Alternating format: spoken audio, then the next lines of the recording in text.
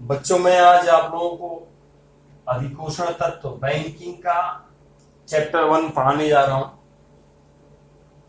इसका नया सिलेबस आप लोगों की ग्रुप पे मैं भेज चुका हूं।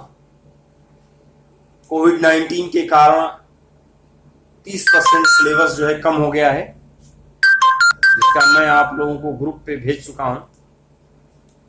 मैं आज आप लोगों को ये बैंक शब्द का प्रयोग एवं उसका उद्गम, यानी बैंक ये शब्द है, इसका उद्गम कहां से हुआ, इसका प्रयोग सबसे पहले कहां हुआ था। तो देखिए, इसका प्रयोग सबसे पहले 1157, बैंक शब्द का प्रयोग सबसे पहले 1157 में इटली में हुआ था, जहां बैंक ऑफ वेनिस की स्थापना की गई। 1100 उसके बाद जो है 1171 में इटली में युद्ध छिड़ जाने के कारण आर्थिक संकट की स्थिति उत्पन्न हो गई। उस आर्थिक संकट के छुटकारे के लिए जो है राज्य ने जो है इटली राज्य ने जो है 1% जनता से जो है उनकी संपत्ति का जो है धन मांगा और उसके बदले में 3% ब्याज देने का जो है वादा किया गया। वहां राज्य ने जो है जनता से 1% जो है उनकी संपत्ति का 1% जो है ऋण मांगा गया तथा उसके बदले में 3% ब्याज देने का वादा किया गया। इससे जो है आकर्षित होकर लोग जो है अपने जो है राज्य को ऋण दिए। उस समय इटली के अधिकांश भाग पर जर्मन का शासन था, तो ऋण के इस सामूहिक कोष को ही बैंक कहा गया। जर्मन भाषा में बैंक का अर्थ होता है निधि या कोष। इटालियन भाषा में बैंको कहा गया, फ्रांसीसी भाषा में बैंके कहा गया, BANCKE, और ब्रिटिश भाषा में इसे बैंक कहा जाने लगा। अंग्रेज जो है ब्रिटिश भाषा में जो है इसको बैंक कहा गया, BANK, बैंक के नाम से जो है ये फेमस हो गया, विख्यात हो गया। लेकिन कुछ लोगों का कहना है, कुछ विद्वानों का ये कहना है कि ये जो है बैंक शब्द की जो उद्गम है वो इटालियन भाषा से हुई है। मध्य युग में बेंचों पे बैठकर लोग जो है व्यापार करते थे और इटालियन भाषा में बेंच को ही जो है बेंच का अर्थ होता है बैंक। तो कुछ लोगों का ये मत है कि ये इटालियन भाषा से जो है इसका उद्गम हुआ है। इसमें बेंच को जो है बेंच का अर्थ होता है बैंक। अब मैं आप लोगों को ये बताऊंगा कि बैंक की परिभाषा, डेफिनेशंस ऑफ बैंक, बैंक किसे कहते हैं।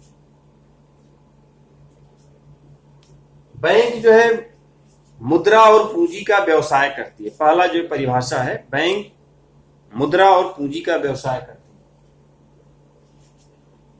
दूसरा ये परिभाषा हम दे सकते हैं कि बैंक वह वित्तीय संस्था है, बैंक एक वित्तीय संस्था है जो जनता के धन को जमा करती है तथा उन्हें आवश्यकता पड़ने पर ऋण भी देती है, उसे बैंक कहते हैं। अब मैं आप लोगों को बताऊंगा बैंक के कार्य, फंक्शंस ऑफ बैंक। ये बैंक के 3 काम है, मुख्य कार्य, एजेंसी संबंधी कार्य, अन्य कार्य। ये 3 कार्य हैं बैंक के। पहला है मुख्य कार्य, इसमें 2 है, जमा स्वीकार करना, ऋण देना। ये प्रारंभिक कार्य या मुख्य कार्य, प्रारंभिक कार्य भी इसे कहते हैं। जमा स्वीकार करना, ऋण देना, 2 काम है। बैंक जनता के धन को अपने यहां जमा करती है। जनता का जो भी धन होता है वो बैंक अपने पास जो है जमा करती है। अब बैंक अपने यहां कई खातों में जमा करती है, जिसमें पहला है चालू खाता। ये व्यापारियों और उद्योगपतियों के लिए होता है, जिसमें दिन भर में कई बार रुपया जमा कर सकते हैं और कई बार रुपया निकाल सकते हैं। फिर जो है अस्थाई जमा खाता, फिक्स डिपॉजिट अकाउंट में भी बैंक जमा करती है पैसा। इसमें जो है एक निश्चित अवधि के लिए धन जमा कर दिया जाता है। कम से कम 46 दिन के लिए होता है, न्यूनतम 46 दिन के लिए जो है फिक्स करते हैं हम, धन को जो है फिक्स करते हैं। ये हो गया। उसके बाद है घरेलू गोलक खाते में भी धन जमा होता है। इसमें बैंक जो है ग्राहकों को एक जो है गोलक देता है, एक बॉक्स देता है। वो ग्राहक अपने घर ले जाता है, उसमें जो है थोड़ा थोड़ा जो है पैसा डालता जाता है और महीने के अंत में उसको ले जा करके जो है बैंक में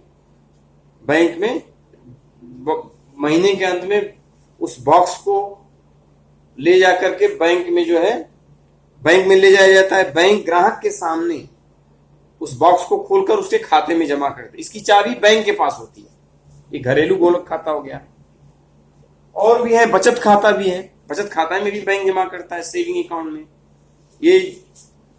ये जो है जो वेतनभोगी कर्मचारी हैं या जिनका आय जो है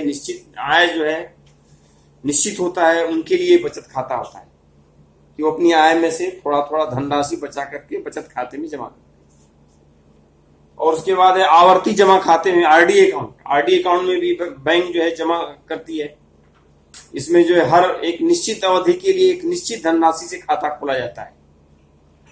2 साल, 3 साल, 4 साल, 5 साल के लिए ये खाता खोला जाता है और हर महीना, हर माह एक निश्चित धनराशि जमा किया जाता है। जब समय पूरा हो जाता है तो बैंक उस पर ब्याज जोड़ करके पूरा पैसा ग्राहक को वापस कर देती है।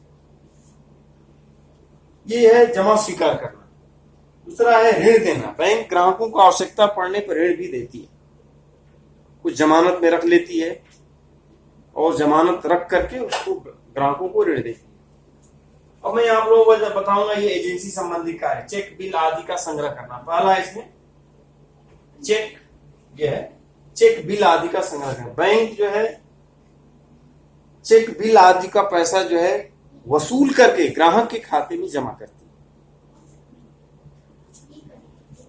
चेक तथा बिलों का भुगतान करना। बैंक जो है ग्राहक के जो चेक आते हैं, बिल आते हैं, उनका भुगतान भी करती है। इसके बाद है ग्राहकों की ओर से और भी भुगतान करते हैं, जैसे एलआईसी का जो है प्रीमियम है, बिजली के बिलों का भुगतान है, किराया है। ये सब ग्राहकों की ओर से बैंक भुगतान भी करती है। उसके बाद है ये धनराशि का हस्तांतरण।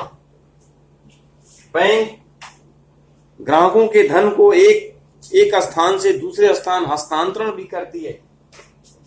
आजकल ये नेफ्ट हो गया है। नेफ्ट से जो है NEFT, national electronic fund transfer, इससे जो है एक जगह से एक स्थान से दूसरे स्थान धन का हस्तांतरण किया जाता है।